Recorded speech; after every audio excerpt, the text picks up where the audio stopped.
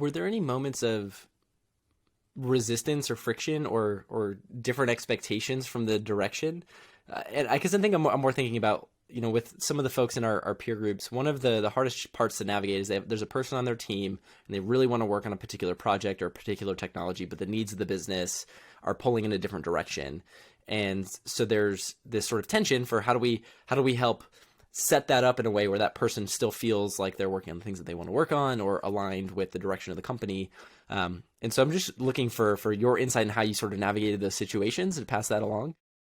Yeah, it's challenging. I think, it's a constant discussion to have because there are very real reasons why people also believe that the projects that they're championing is going to impact the business the way that you're looking for as a leader. And for example, if I were to say like one of the top company priorities is call it like new parent referrals, like having our parents refer their friends to Junie.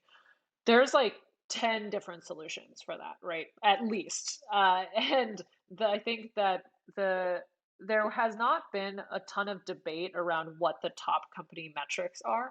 That's actually been one thing that I think aligns everybody as well. And then, on top of that, like the mission for us to bring an amazing education to students around the world, like those are not debatable. I think it's when you double click down again and you say, okay, of the ways that I can solve for the problems that we're seeing in the business, like which solution is the best. I think those are actually much more complicated to help prioritize around. I have had discussions with folks that are essentially like, hey, I know that, this seems really critical right now, but that's only costing the company, $10,000 a month to buy the solution instead of building the solution.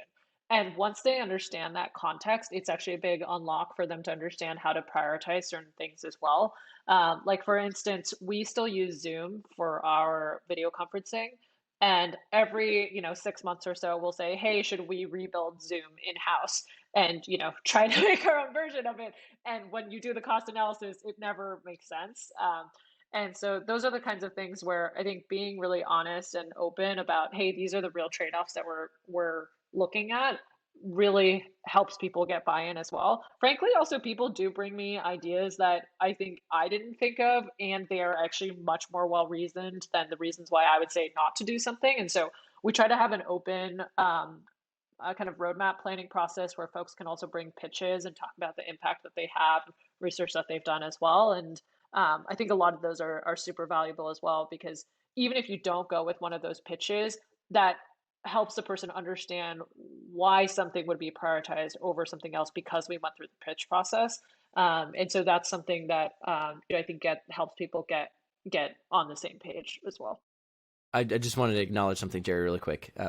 Because Vivian, what I really appreciate is how you started with like those people have reasons and they're real reasons, especially to them. And I think that as a leader, that requires a lot of humility to enter into something. If somebody believes something, and no matter whether it's right or wrong, it's real for them. And I think it's a really important thing to acknowledge there.